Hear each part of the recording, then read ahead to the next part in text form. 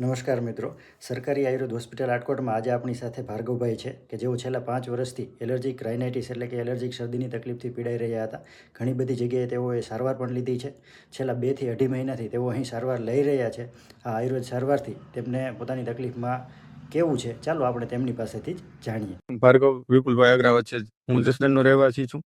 Allergic શરદી હતી જે ખૂબ જ વધારે, એમાં લક્ષણની વાત કરીએ તો પાણી પડવું, છીકો આવવી, આંખમાંથી પાણી નીકળવું અને મગજમાં શરદી ચડી જવી, એવું બધું લક્ષણો હતા. કુલ દવા લેવા છતાં બી શરદીનો કાંઈ ઈલાજ નહોતો.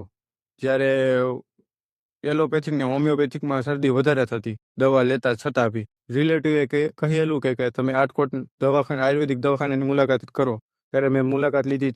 પછી ત્યાંથી દવાનો કોર્સ ચાલુ કર્યો આયુર્વેદિક દવાનો. મેં અહીંથી 2 મહિના શરદી એલર્જીની દવા લીધેલી હતી. જેનો કોર્સ કર્યા પછી આજે ઋતુ બદલાણી હોવા છતાં બી મને કાંઈ પણ લક્ષણો જણાતા નથી અને શરદીનો સારામાં સારું રિઝલ્ટ અહીંથી મળ્યું છે.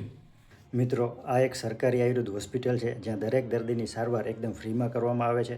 વધુમાં વધુ લોકો સુધી આ સારવારનો લાભ પહોંચી શકે તેના માટે અમે હોસ્પિટલના નામે એક ઇન્સ્ટાગ્રામ અને ફેસબુક પેજ પણ બનાવેલું છે, જેના ઉપર જઈને તમે ફોલો અને અન્ય લોકોને શેર કરી આ માહિતીને વધારે લોકો સુધી પહોંચાડી શકો છો. આભાર.